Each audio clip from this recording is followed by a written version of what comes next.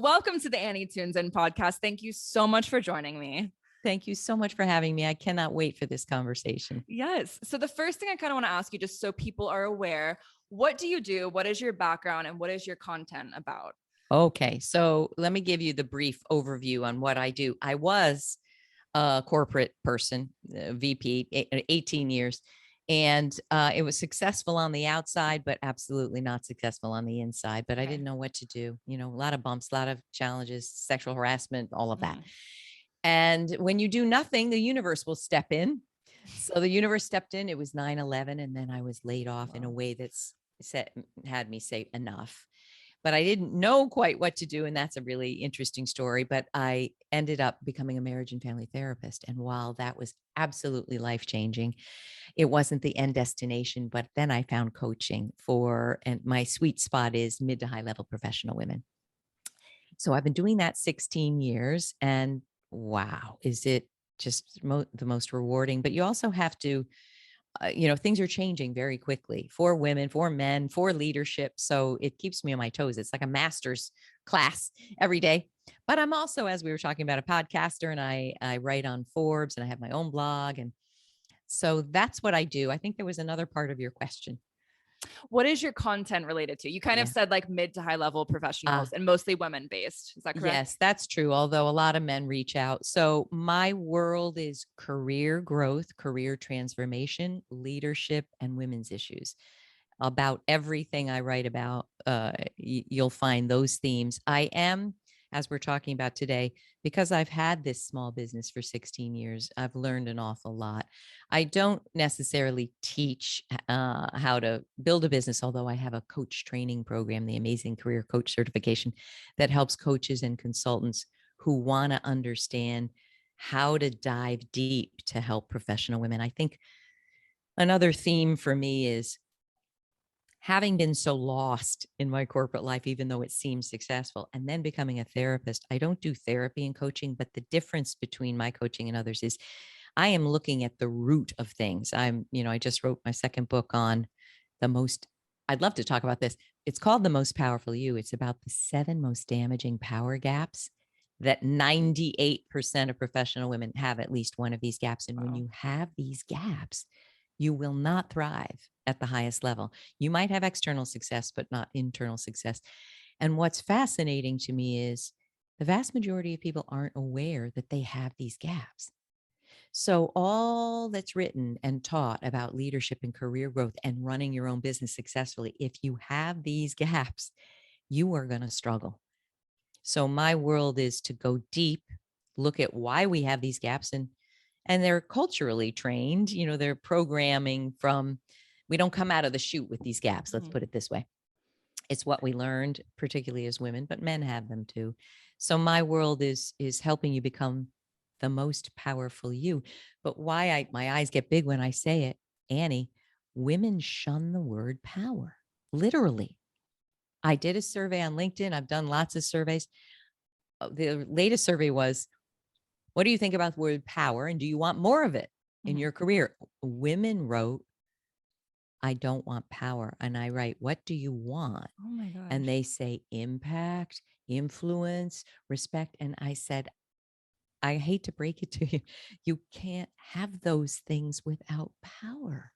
Interesting. But we are programmed. I mean, I think many, if not most, women have been under the thumb of power in a lot of ways. So we consider it abusive or manipulative, but I'm here to say you've got to embrace positive power, I completely agree with that. And I'm all for women leading the pack and everything like that. And I think there's been a huge growth, especially in the last like 5-6 years with women in power. And I love to see it. And one thing that you just touched on was the internal and external gaps.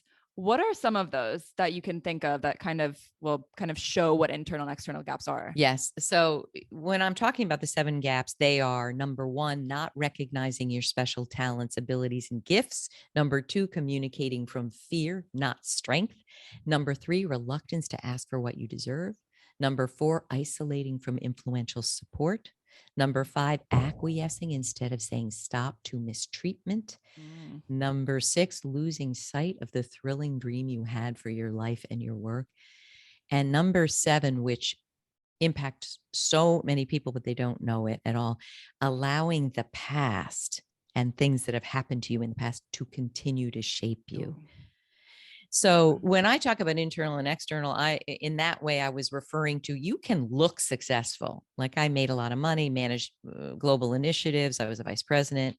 On the outside, she's successful. When I say internal success, I mean, there's joy, there's reward. You're not burnt out. You're not a perfectionistic overfunctioner doing more than is healthy, appropriate, and necessary and killing yourself. So, my goal in career coaching and consulting is, I don't think we just want a job. I don't think we just want to, I mean, don't get me wrong. Sometimes we need to do just the job to pay our bills. We must fulfill our financial obligations, but life is precious. Time is precious. I think we want to love what we're doing. Not every minute. It's not going to be possible every minute for most people, but I think we want to feel like we are using our beautiful talents and leveraging them in service of others in a way that's joyful and rewarding and fulfilling. That's internal success to me.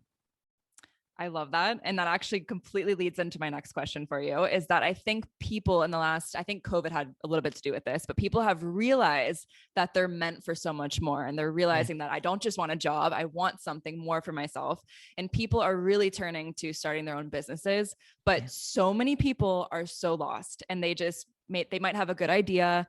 They don't have a team. They don't have finances. They just don't know where to start. And what would you say to these people that know that they're meant for more, but they just have no idea where to even begin? And they It's have such to make money. So it's such a beautiful question. I'll try to keep my comments brief, but I could do an hour, no, go ahead. 5-hour talk.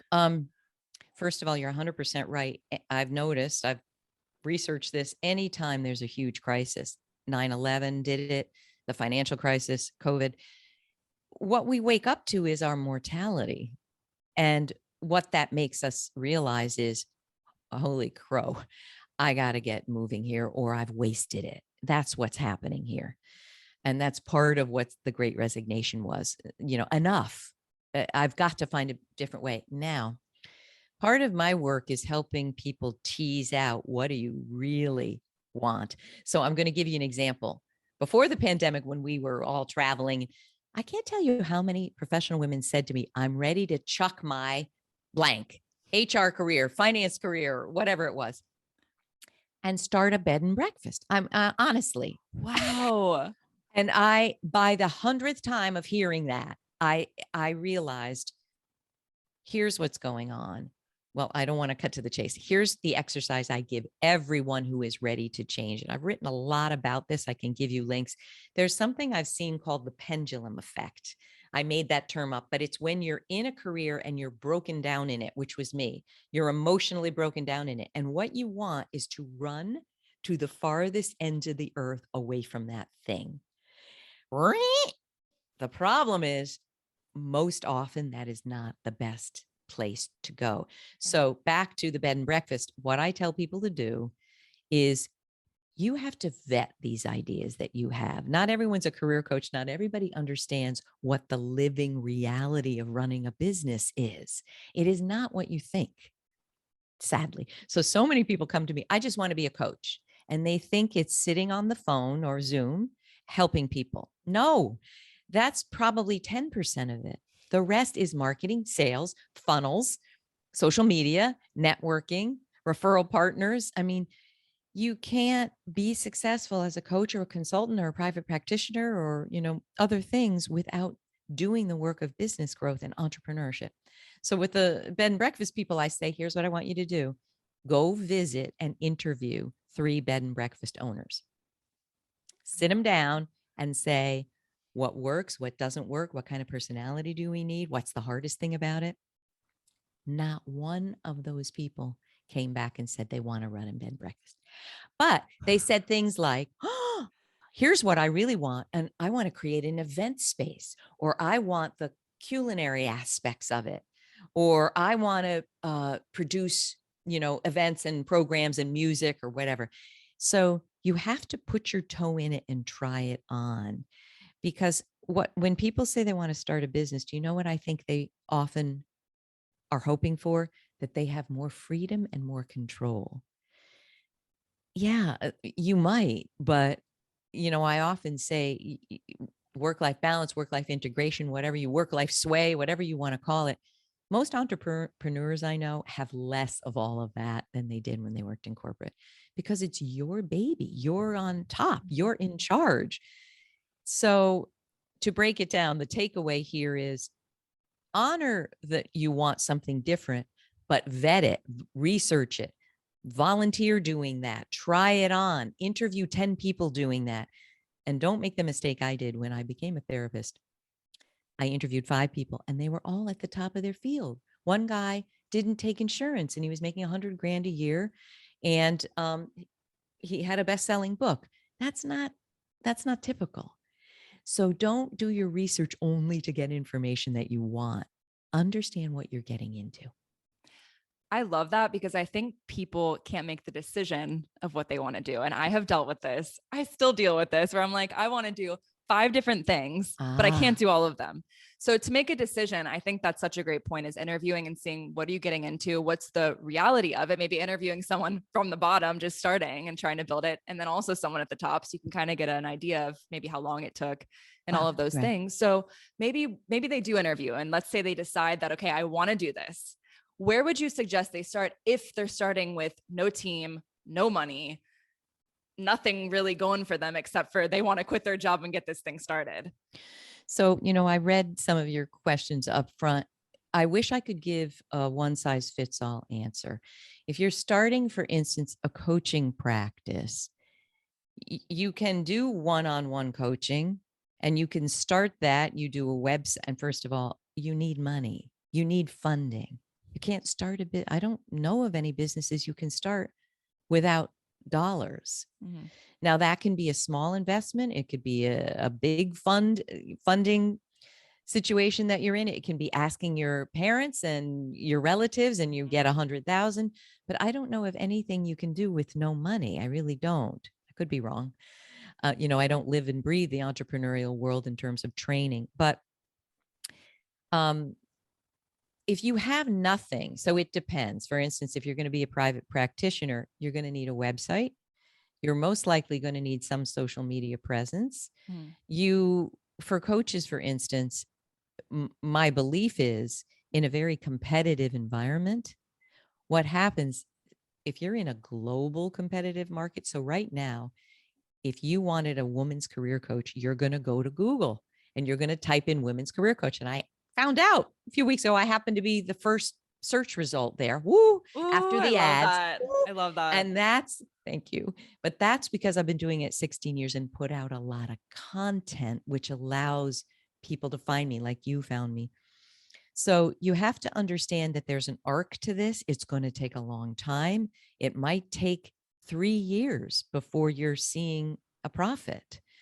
So you have to be ready for how to fund this transition. And given the what this business is, you have to understand the competitive landscape and how you're going to compete in that landscape. I love that question. And you perfectly answered that. And I think that's super important is I can't think of anything either that doesn't require some dollars. And I have known friends that maybe start a coaching business through social media and they might get 1 or 2 or 3 clients to start with to maybe get some money. After that, it's like, how do you expand it for years after years after years? You have these clients and you're not going to keep them all. No. So how do you keep going? And I think that's a great point that you made is you have to have some sort of funding. You have to do these marketing things. You have to do all of that. So let's say someone is starting via social media and no one knows who they are and they just want to get their name out there. They want to share their story. What do you think is the best way to go about that? To share kind of what your business is all about? I have a little pet peeve about this and I'll explain it to you. And I'm talking about the coaching world because that's really what I know and I train coaches. I hope that's okay for everyone listening. Absolutely. My bugaboo, let's say about coaching, but transfer it to anything you're trying to do, is people that have had 3 days of training. And you need a lot more than that to be a good coach or good consultant, a good lawyer, and they come out on social media and they start promoting their work when there is no work. They've had 3 clients. I don't mean to be snarky, but that makes me mad because you are doing a disservice. You're pretending.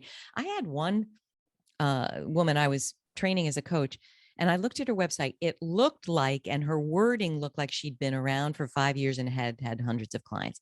I asked her how many clients she had, and she had 3. Oh my Okay, gosh. first of all, I do have a problem. Well, you'll see what my values are. I believe in honesty, transparency, integrity. So much on social media is the opposite of that. So if you come out on social media and you're trying to project that you have done this a long time and you can help people, and here are the outcomes when you've only helped 2 people, you're going to fail. You might get a client, but you're going to fail at delivering. So I think what I'd first say is do the work to be great at what you're offering. So, as a coach, start with 10 pro bono clients. You're not taking a cent, but you're building credibility. You're getting recommendations. You're building your own ability in yourself, your trust in yourself that you're good at this.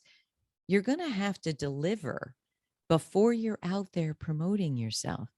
But let's say you've been doing it a year, 6 months, and there's been good testimonials. You've had good progress.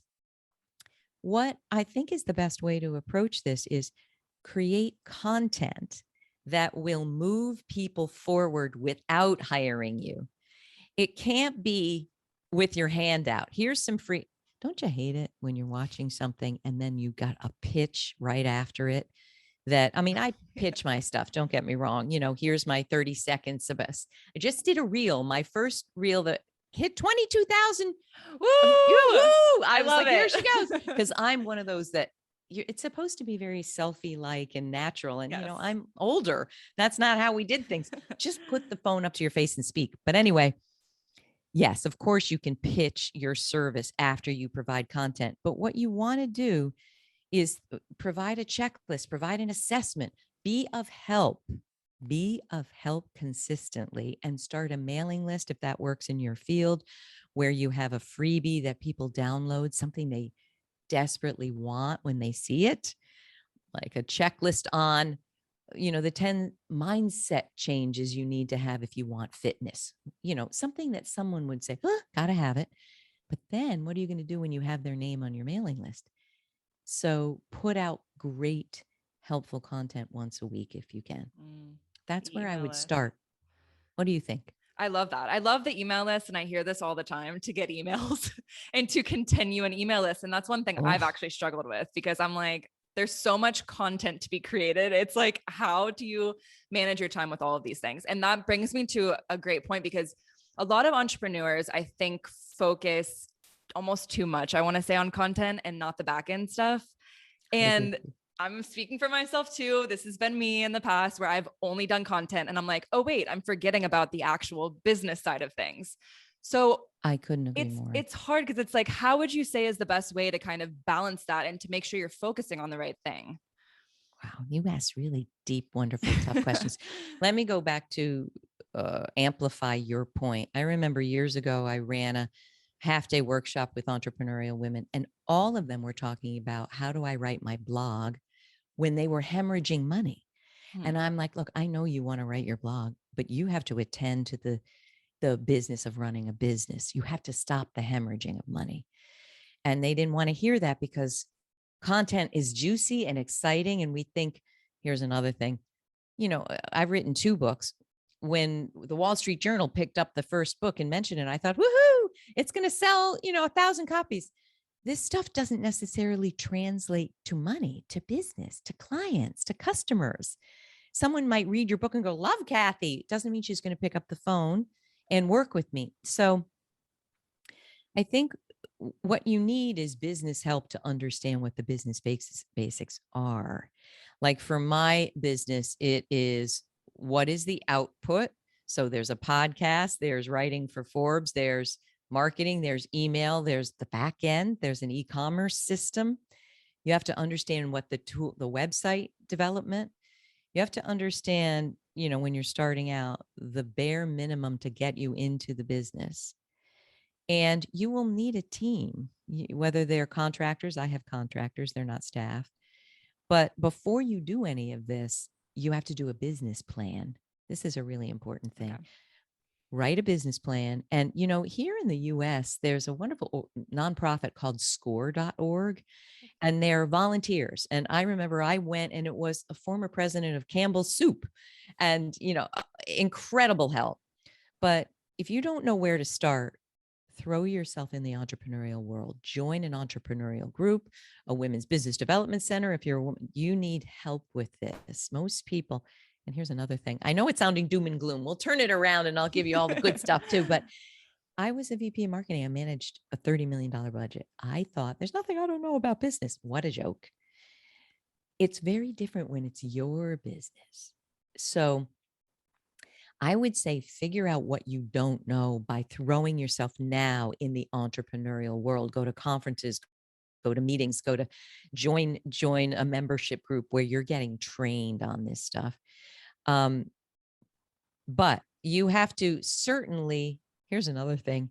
A lot of women, I interviewed the head in the past of Amex Open, which was for entrepreneurs. And I asked her, what's the difference between male and female entrepreneurs? What fascinating input. But one thing she said was, when you ask a woman, do you think you can scale this? She says that I'm not sure. If you ask a man, he goes 100%. The confidence. The confidence. However, whether you're a man or a woman, you do have to understand what scaling means. What will it entail? What will it look like? And do I have the back end systems to do it? There's an amazing book, The E-Myth Revisited by Michael Gerber. He's older now and he's trained thousands and thousands of entrepreneurs. Read that book, because what he's talking about is think about your business as if it were going to be a franchise. And I thought, I threw it across the room the first time, like, it's not going to be a franchise. What he meant was you have to get systems in place that you can train others, especially if you want to scale. That's another thing to think about. Do we ever want to sell our business, or do we want the brand to be ourselves? I'm in that right now. My brand is Kathy Caprino, although I didn't start out that way.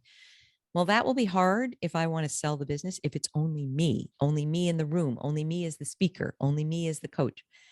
So you have to, I would start with a business plan and get financial consulting help that really understands small businesses, and flesh it all out before you invest $1. Does that answer the question, Annie?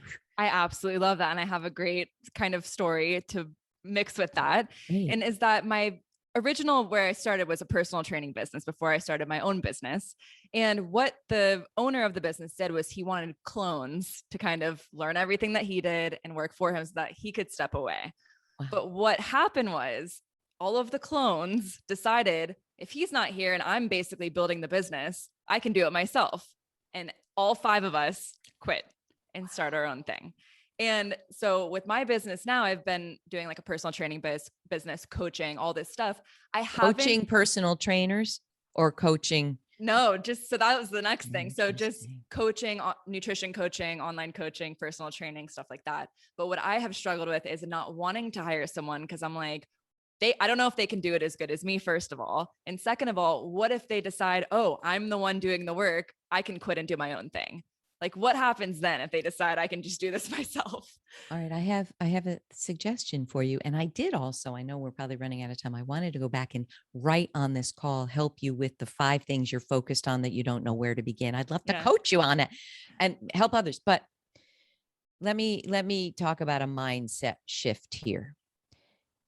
There used to be a time for me, for instance, I thought nobody can really do it the way I'm doing it, because I was a VP, then a therapist. Then I went, yeah, that's probably true. No one's going to do it exactly as you. But do you want to help scale what you know? Do you want to help other coaches, in your case, trainers, do better? And you will make money from that process. You will help them scale and grow. And that benefits you because they're licensing your framework. They are using your videos. So I decided part of my scaling is that I want to train other coaches. The thing is, if you do that, the mindset needs to be that you want them to fly on their own. You want that. Mm-hmm. That's the only way it'll work. So why would we train them? So you're thinking, I want to train someone so I can have they are under me and they're going to train other people? This is a really interesting question. The other thing I would say then is, I don't think that happens all the time that everyone leaves. So was there something about this person? Yes. Of course. Yes. Like under you, if you're treating, and this is another thing about business, you have to lead beautifully, and you have to lead and manage and communicate with really strong communication skills and great boundaries and emotional mastery. You can't be an emotional mess, and you can't be a narcissist. I know a lot about narcissistic personality disorder, and there's a lot of wealthy people and people in high positions that are narcissists. They drum everybody away. But I think if you're doing it in the way from your heart, in an aligned way with honesty and integrity and transparency, and that you want that person to thrive underneath you, and you're not scared about what about me, I think they'll want to stay with you. What do you think? I think so too. I think it does come down to the leadership aspect of it. I think so. Yeah. And I think really showing them that it's a team and maybe not just like, you're doing this for me type For of thing. me, that's the feeling that doesn't work. What if Yeah. I'm killing myself and you're making the money and I'm making minimum wage, or why would I be doing that? So Yeah.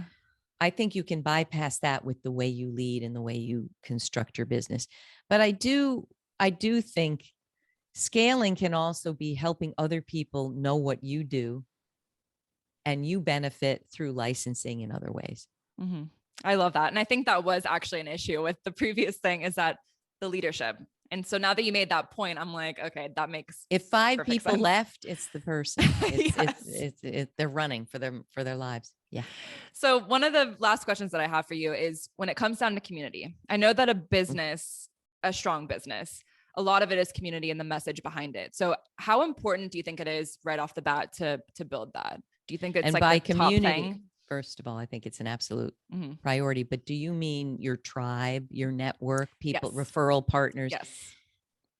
You know, that's power gap number 4, isolating from influential support. And the flip side of it is brave connection.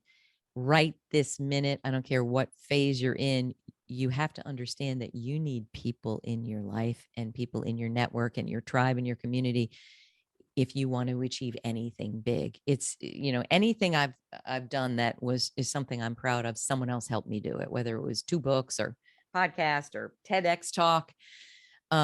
So it's 100% important. Now, a lot of people don't know how to build a community, and, you know, LinkedIn is my happy place. I call it the big cocktail party in the sky. Now, for some businesses, that's not the right place, but certainly start on social media, follow, and we have to be generous in building a network.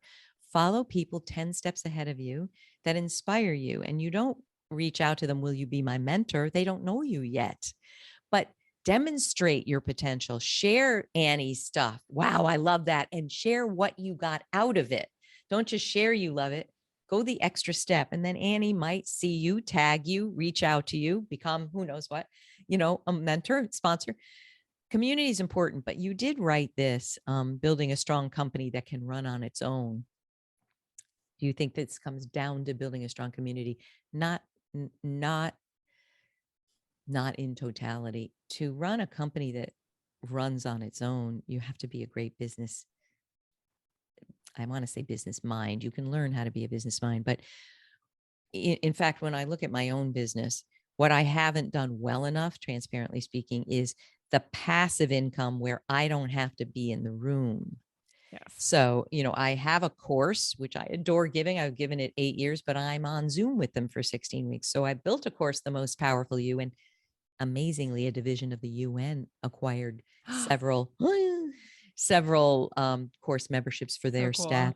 So the idea for me is scaling it to 100 other organizations that want to train men and women how to become more powerful, more impactful.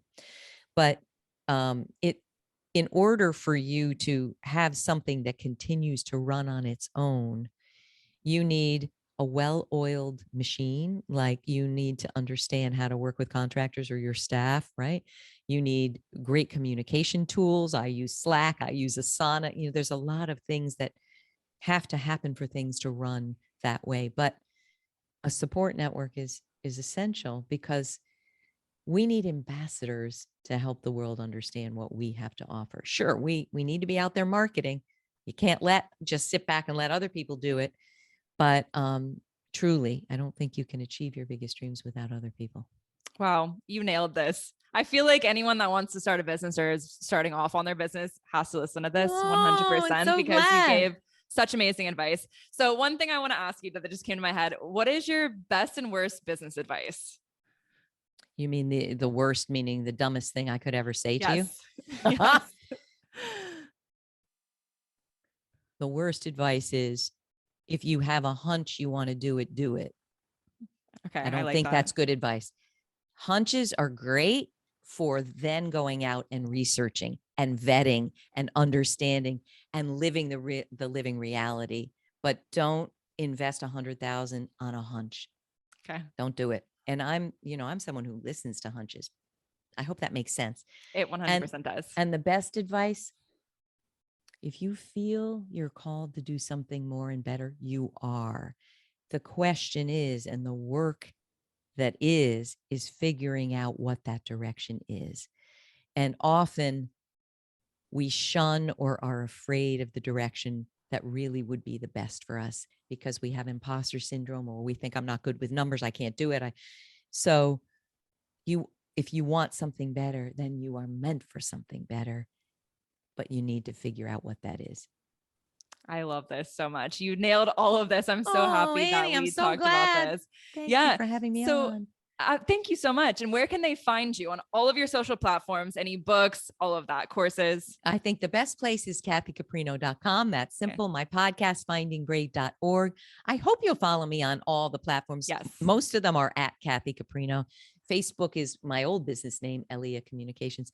And I hope you'll help me on Instagram. Annie, I need to pick your brain. Maybe I'll have you on because you're rocking it on Instagram. Oh, thank you. I'll have you on my podcast. Yeah. For people who are a little, I don't know, I don't want to be ageist, but I'm learning and it's changing so fast. Like reels are now the thing, not static images. Oh, shoot. But you can find me. You can find me there. And I hope people will follow me on Insta and give me advice. Yes, or go follow her. Yes. And go look through my stuff and say, can we learn more about this? I'd like a 60-second reel on this. That would be really helpful for me. That would be research that I would act on. Yes, absolutely. Well, I hope you guys drop some comments here and I hope you guys follow her. And thank you so much for being on the Annie Townsend podcast. Thank you so much for having me.